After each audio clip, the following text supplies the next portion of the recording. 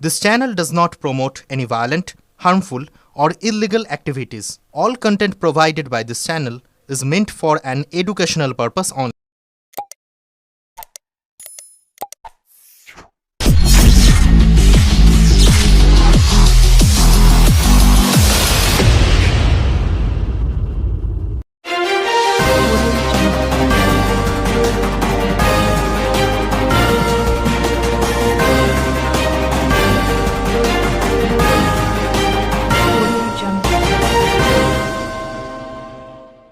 হুগলি ধনিয়াখালী বিধানসভার বিজেপি প্রার্থী বর্ণালী দাস সাটিথান গ্রাম পঞ্চায়েতের ডুমুরপুর গ্রামে দলীয় পতাকা ছাড়া শীতলা পুজোতে অংশগ্রহণ করতে গেলে স্থানীয় তৃণমূল নেতারা বাধা দেয় বলে দাবি বিজেপি প্রার্থীর।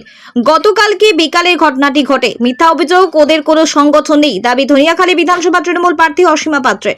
উত্তেজনা থাকায় ঘটনাস্থলে দাঁতপুর থানার পুলিশ এসে পরিস্থিতি নিয়ন্ত্রণে আনে।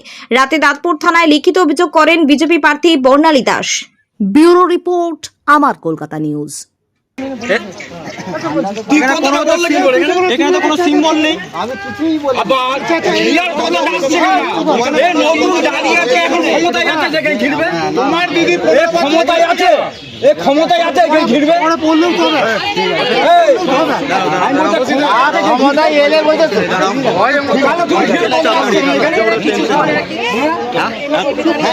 এই তোমাদের মতন কিছু ছেলে আছে বলে কাটি দেয়, এই গান মারা হচ্ছে। সাটিদান অঞ্চলে আমি ডুমুরপুর গ্রামে পুজো দিতে গেছিলাম। ওখানে মা শীতলার পুজো হচ্ছিল। সেখানে তৃণমূলের এক্স এমএলএ যিনি, তার খুবই প্রিয় কাছের লোক কাশীনাথ ঘোষ, তিনি এবং তার সহচর যারা আছে তারা আমাকে পুজো দিতে বাধা দিয়েছিল। তারা খুবই আমাকে গালিগালাজ করেছে।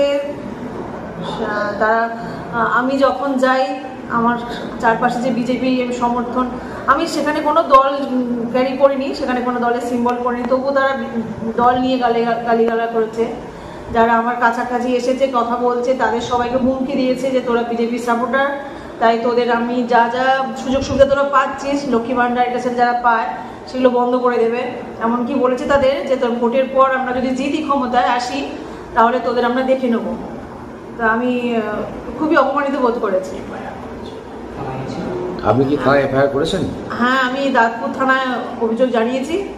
সেখানে সহযোগিতা করেছে ওখানে যে ওসি আছেন, তিনি আমাদের এফআইআর নিয়েছেন এবং বলেছেন ব্যবস্থা কি হয় ব্যবস্থা উনি করবেন, দুষ্কৃতীদের শাস্তি দেবেন। আচ্ছা, এই ঘটনা কি আগেও ঘটেছিল কোনোদিন? হ্যাঁ, এখানে সম্ভবত আমি শুনেছি 2019, 2021, 2024, প্রেজেন্ট 2026 প্রতিবারই বিজেপি প্রার্থীরা ওখানে গেলে ওরা সেখানে একটা গণ্ডগোল পাকায়। ওরা সবসময় ওখানে বাধা সৃষ্টি করে, বিজেপিদের ওখানে ঢুকতে দেয় না, ওখানে পুজো দিতে চায় না। ওরা ভাবছে ওটা ওদেরই পুজো, ওরা ওখানে সমর্থক বলে ওখানে আর বিজেপিরা কেউ পুজো দেবে না। ওরা প্রথমত আমি বলি যে বিজেপি এখন কিভাবে এই ভোট প্রক্রিয়াটাকে প্রথম দিন থেকে নির্বাচন কমিশনের মাধ্যম দিয়ে চেষ্টা করছে যে কি করে চক্রান্ত করে, বিভিন্ন রকম চক্রান্ত করে ছেলেদের নামে কেস দেওয়া। নিশ্চয়ই আপনারা দেখেছেন যে একটার পর একটা অফিসার চেঞ্জ হয়েছে এবং কালকেও 74টা বিডিও চেঞ্জ হয়েছে, ওসি চেঞ্জ হয়েছে, সব চেঞ্জ করে দিচ্ছে। এটা তো ইনডাইরেক্ট রাষ্ট্রপতির শাসন। এবং যারা বলছে যে এরকম হুমকি দেখিয়েছে, পুরো মিথ্যা কথা বলছে। এবং আমরা জানি যে বিজেপি যখন কিছু পারে না, বিরোধীরা যখন কিছু পারে না, তখনই তারা তৃণমূল কংগ্রেসকে গালাগালি দেয়। এটাই হচ্ছে তাদের নেচার।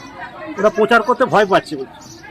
প্রচার করতে ভয় পাচ্ছে কি পাচ্ছে না সেটা আমি বলতে পারবো না।